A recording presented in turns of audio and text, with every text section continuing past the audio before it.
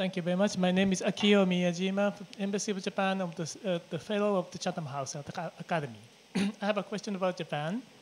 Mr. Abe came with the banner of the Japan is back, and it seems that he's doing okay that the economy, and also that hopefully that he has been doing okay that with his banner on the proactive contributor to peace.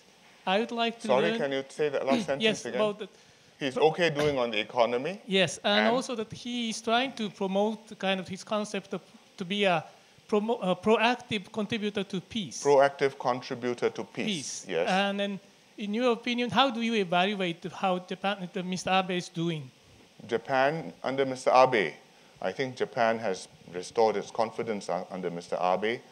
He's got a clear strategy for economic recovery, his 3 arrows. The first 2 arrows have been fired. The third arrow is still in flight.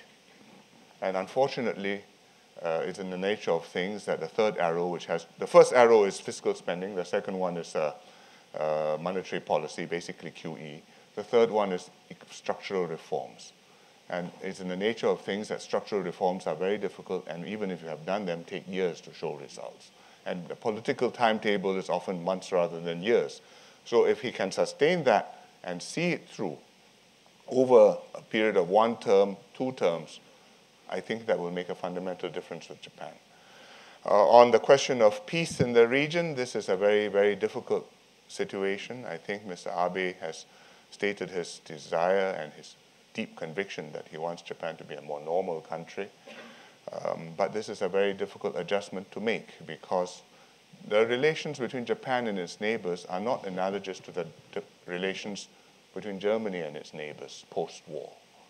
There was not the same reconciliation, there was not the same acknowledgement of the bad evil which was done during the war, and therefore not the same possibility of putting aside the old differences and moving ahead in a new partnership with the same deep trust. You can cooperate, but that same deep trust doesn't exist. With Southeast Asia, I think those issues have been resolved, with Singapore, with Philippines, Malaysia.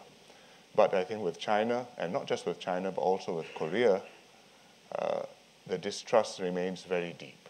And if this desire to normalize is not handled very, very carefully, I think you can have very big difficulties, which may not be to the advantage of Japan.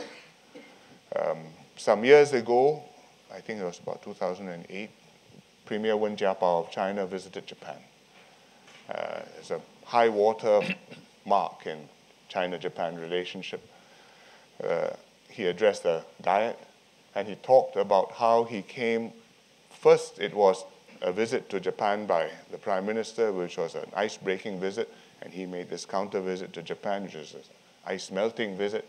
And the good friendship went back 1,000 years to a monk who sailed after 7 or 8 tries, finally reached Japan, and there are 2 lanterns, one in Nanjing, where he sailed from, or Yangzhou, where he sailed from, and one somewhere in Japan, which is where he arrived. And long may they shine at one another from a distance. But that was then, and this is now. And if you ask the Japanese leaders now, or the Chinese leaders now, they will say, well, this is a long and difficult relationship, and it cannot be changed by one friendly speech. So I think that you have a very difficult problem maintaining your position at the same time as you maintain, and not just maintain, but build and develop good relationships with Korea, with China, and really with Russia, but Russia is a separate issue. And you need 2 hands to clap, and I think that this will take a great deal of not just resolve, but also wisdom.